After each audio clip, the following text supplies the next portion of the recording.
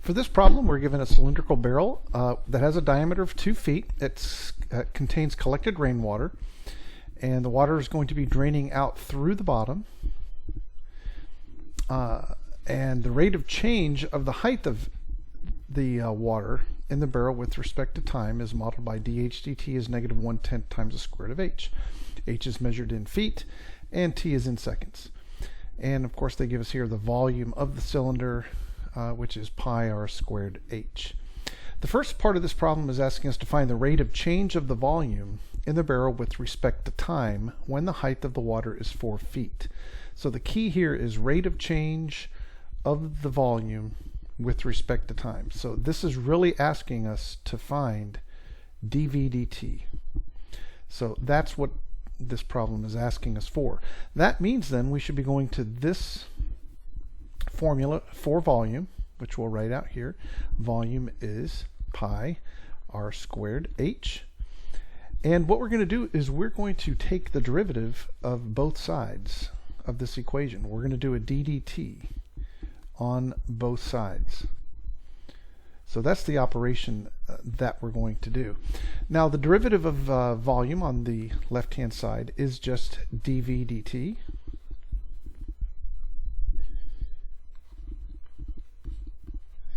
Over on the right hand side, really what we've got is a constant of pi r squared. The radius is constant in this problem. It is not changing over time.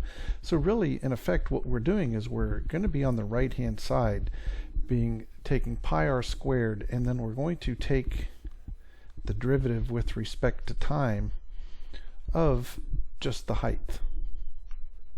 All right, so when we do this on the right hand side, this is going to give us our formula that we need. dV dt is equal to pi r squared, and the derivative of h is 1 times the derivative of h, which is dH dt.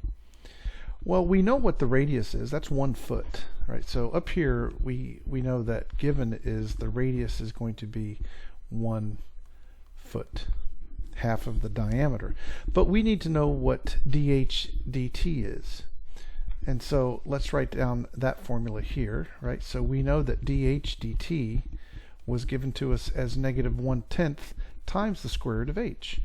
Well, really what we're finding then for use in our formula is what is dH dt when the height is, at that exact moment, when the height is exactly 4 feet. And so that becomes negative 1/10 times the square root of 4, which is a negative 1/5. And this is a dH dt, so this would have to be in feet per second. We're going to go ahead and plug that in to our dV dt. So we know formula, that is, our dV dt formula says that dV dt is pi times the radius that we know is 1 foot. And then we're going to multiply that by the dH dt, and that's negative 1/5, and that's feet per second. And we do have a square up here, right? This is r squared, so that's squared. And I'm going to add on to this just an indicator here that we are doing this at the moment when h is equal to 4. So our final answer here is going to be negative pi over 5 with units of feet squared times feet per second, which is cubic feet per second. This problem doesn't ask us for any explanation. It just tells us to include units of measure, but this does tell us that the volume is decreasing at negative pi over 5 cubic feet per second at the moment when the height is 4 feet. All right, the next part of the problem is asking us this question, saying that when the height of the water is 3 feet, is the rate of change of the height of the water with respect to time increasing or decreasing? So is the dH dt increasing or decreasing is basically what it's asking us. So what we're going to do is we're going to start with our dH dt equation that they gave us. It's a differential equation, negative 1/10 times the square root of h, which I'm going to write as h to the 1/2 power.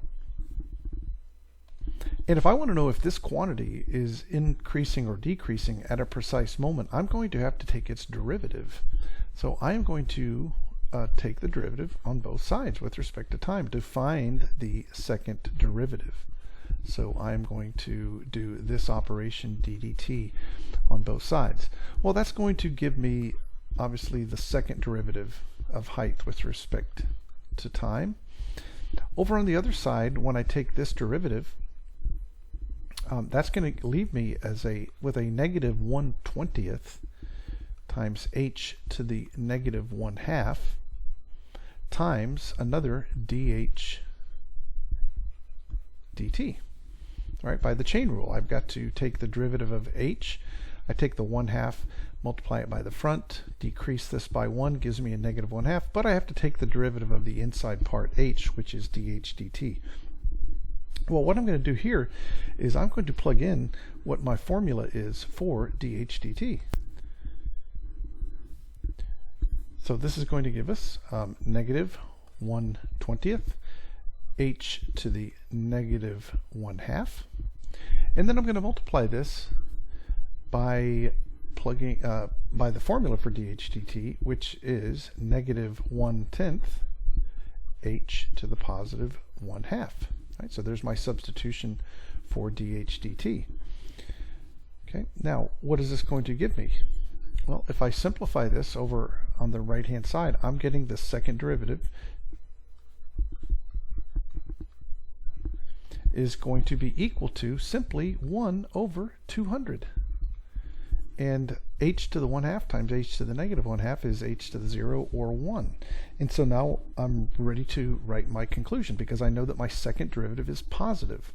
And if my second derivative is positive, that means that the dh dt is going to be increasing. This problem does ask us to explain our reasoning, so it's not good enough just to show that the second derivative is positive. I have to actually interpret the meaning of this positive value for the second derivative of h. And that is because d squared h dt squared is always positive, the rate of change of height is increasing when height is 3 feet.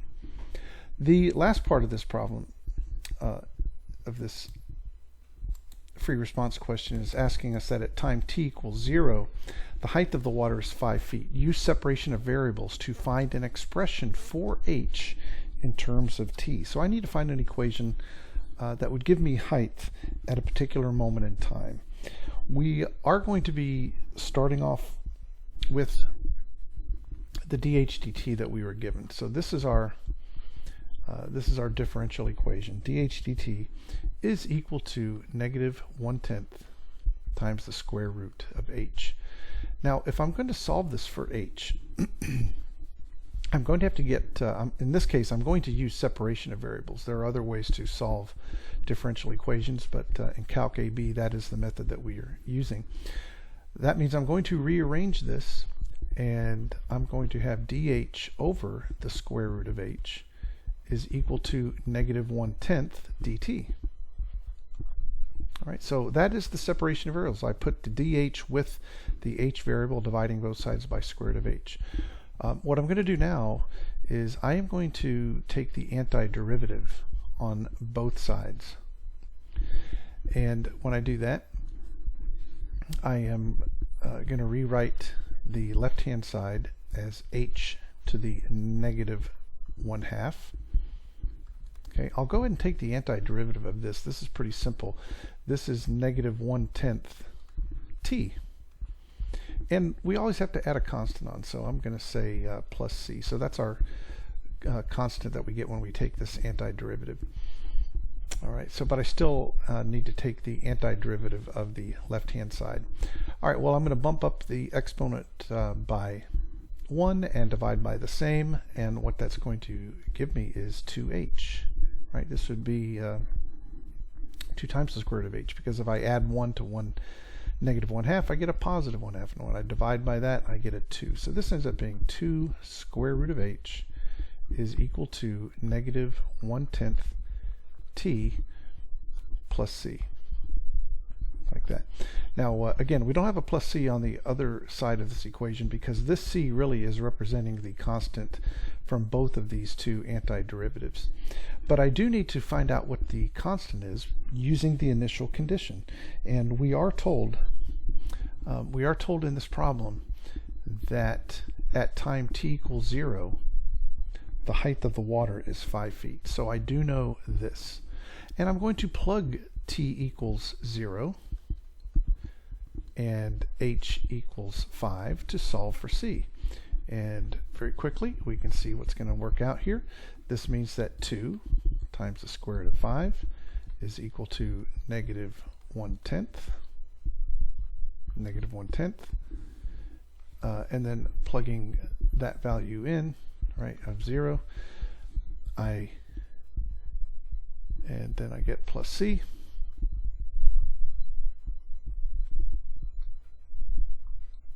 That means that c is equal to 2 square root of 5. And that allows me then to answer my question here by saying that I know that I've got 2 times the square root of h is equal to negative 1/10 t plus 2 root 5. I need to solve this for h because I do need to express my answer as a function of an equation for h as a function of t, so I do need to isolate h by itself. I'm going to divide obviously both sides by 2, right? So that's going to give me the square root of h is negative 1/20 t plus the square root of 5, canceling out that 2 right here. And then I'm going to square both sides, and I'm going to have my final answer, negative 1/20 t plus the square root of 5, and that whole expression squared, and that is my expression for h as a function of time. Okay, hope this was helpful.